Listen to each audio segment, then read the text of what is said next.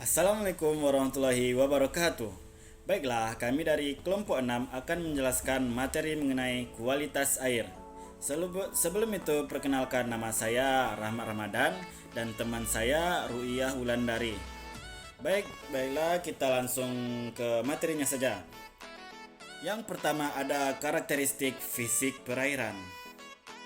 Parameter penelitian fisika perairan meliputi yang pertama arus, suhu, kekeruhan, kecerahan, kedalaman, dan substrat perairan. Yang pertama ada arus. Arus adalah gerakan mengalir suatu massa air yang disebabkan oleh tiupan angin perbedaan densitas atau pergerakan gelombang panjang arus.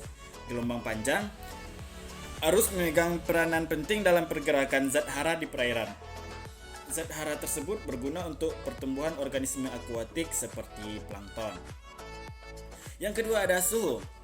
Variasi suhu merupakan bagian dari enzim musim alami. Badan air alami bisa menunjukkan variasi musiman dan harian. Sebagaimana stratifikasi vertikal dalam hal suhu.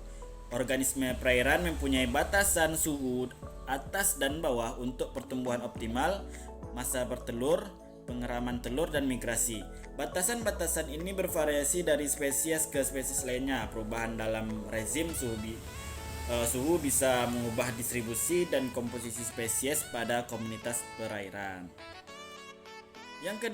Yang ketiga ada kekeruhan atau turbidity. Kekeruhan menunjukkan tingkat kejernihan aliran air atau kekeruhan aliran air yang diakibatkan oleh unsur-unsur muatan sedimen, baik yang bersifat mineral atau organik. Kekeruhan dapat dianggap sebagai indikator kemampuan air dalam meloloskan cahaya tersebut, kemudian disebarkan atau diserap oleh air tersebut. Yang keempat ada kecerahan. Kecerahan perairan merupakan kemampuan dari cahaya dapat menembus masuk ke dalam perairan. Kecerahan perairan dipengaruhi oleh adanya penetrasi cahaya matahari yang memasuki perairan. Semakin tinggi tingkat kecerahan suatu perairan, maka akan semakin jernih perairan tersebut. Dengan demikian, segala keindahan dasar laut dapat terlihat dengan jelas dari permukaan air. Yang kelima ada kedalaman atau densitas. Menurut Huta Barat dan Evans pada tahun 1985, kedalaman perairan merupakan petunjuk keberadaan parameter oseanografi. Intensitas cahaya matahari akan berkurang secara cepat dan akan menghilang pada kedalaman tertentu. Begitu pula temperatur dan kandungan oksigen terlarut semakin berkurang pada kedalaman tertentu sampai dasar perairan. Jadi kadar oksigen terlarut sangat berkaitan juga dengan variabel kedalaman suatu perairan atau kolam. Yang keenam ada substrat perairan. Substrat perairan merupakan dasar perairan di mana alga laut dapat tumbuh dan berkembang dengan baik. Penyebaran alga laut dan kepadatannya di suatu perairan tergantung pada tipe substrat, musim, dan komposisi jenis. Yang ketujuh ada salinitas atau kadar garam. Air tawar biasanya tidak berasa asin. Air yang tidak tawar dapat menunjukkan kehadiran berbagai zat yang terlarut di dalamnya. Kadar garam dalam air biasanya menunjukkan kandungan garam yang terlarut bersama air, tergantung pada lokasi dan sumber airnya. Kadar garam memiliki variasi dari 0 sampai 40 ppm, bahkan untuk tempat-tempat tertentu kadar garam bisa lebih dari 40 ppm. Baiklah, kita langsung lanjut ke materi kedua, kualitas air alamiah. Mutu air adalah kondisi kualitas air yang diukur atau diuji berdasarkan parameter-parameter tertentu dan metode tertentu berdasarkan peraturan perundang-undangan yang berlaku. Menurut Yulias Tuti pada tahun 2011, kualitas air yaitu sifat air dan kandungan makhluk hidup, zat, energi, atau komponen lain di dalam air. Kualitas air juga merupakan istilah yang menggambarkan kesesuaian atau kecocokan air untuk penggunaan tertentu. Misalnya air minum, perikanan, perairan atau irigasi, industri, rekreasi, dan sebagainya. Semakin kecil tutupan hutan dalam subdas serta semakin beragamnya jenis penggunaan lahan dalam subdas menyebabkan kondisi kualitas air sungai yang semakin buruk, terutama akibat adanya aktivitas pertanian dan permukiman oleh Sepangat pada tahun 2008. Adapun contoh dari sumber air alami, yang pertama ada sungai, yang kedua ada air hujan, yang ketiga ada danau alami, dan yang keempat adalah mata air yang keluar dari tanah secara alami.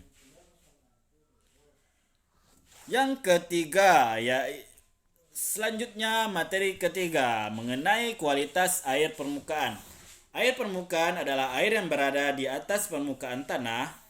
Air permukaan mudah terkontaminasi oleh makhluk hidup. Dari segi kualitas tidak baik karena tercemar. Contoh air permukaan di antaranya air sungai, danau, waduk, rawa, dan lain-lain. Ketersediaan air permukaan bergantung pada curah hujan, kondisi tutupan lahan sepanjang daerah aliran sungai, dan keberadaan bendungan. Baiklah, sekian dari saya dan materinya akan dilanjutkan oleh teman saya kepada saudari Ru'iyah Wulandari, bisa melanjutkan materi yang saya sampaikan. Baiklah, di sini saya akan melanjutkan menjelaskan PPT dari kelompok kami. Yang selanjutnya tentang pemanfaatan lahan terhadap kualitas air. Perubahan pola pemanfaatan menjadi lahan pertanian, tegalan, dan pemukiman serta meningkatkan aktivitas industri akan memberikan dampak terhadap kondisi hidrologi dalam suatu daerah aliran sungai. Penggunaan lahan dapat berdampak pada kualitas air. Pengaruh tersebut bisa berdampak positif ataupun negatif. Umumnya berdampak negatif. Namun beberapa kasus dapat berdampak positif terhadap penggunaan air di wilayah hilir.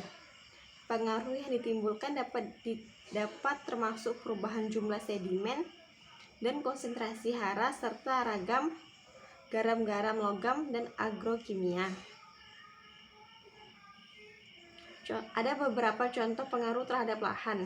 Yang pertama, pengaruh lahan hutan terhadap kualitas air. Yang kedua, ada pengaruh lahan pertanian terhadap kualitas air. Dan yang ketiga, ada pengaruh lahan permukiman dan industri terhadap kualitas air. Yang kelima, ada pemantauan terhadap kualitas air. Air sungai merupakan bagian penting untuk melihat informasi atau gambaran kualitas air sungai di wilayah provinsi, kabupaten, dan kota, sehingga dapat digunakan sebagai dasar pertimbangan kebijakan pemerintah pusat, provinsi, kabupaten, atau kota dalam perencanaan pengelolaan kualitas air dan pengembangan standar kualitas air dan peraturan pembuangan limbah cair dalam rangka menciptakan kualitas lingkungan dengan sumber air yang bersih dan sehat. Ada beberapa pemantauan kualitas air yang dilakukan. Yang pertama, sumber air yang berada dalam wilayah kabupaten atau kota dilaksanakan oleh pemerintah kabupaten atau kota. Yang kedua, sumber air yang berada dalam 2 atau lebih daerah kabupaten dikoordinasikan oleh pemerintah provinsi dan dilaksanakan oleh masing-masing pemerintah kabupaten atau kota. Dan yang ketiga, ada sumber air yang berada dalam 2 atau lebih dari provinsi dan atau sumber air yang merupakan lintas batas negara. Kewenangan pemantauan berada pada pemerintahan. Pemantauan kualitas air dilakukan sekurang-kurangnya 6 bulan sekali. Sekian hasil diskusi dari kelompok kami. Saya ucapkan Assalamualaikum warahmatullahi wabarakatuh.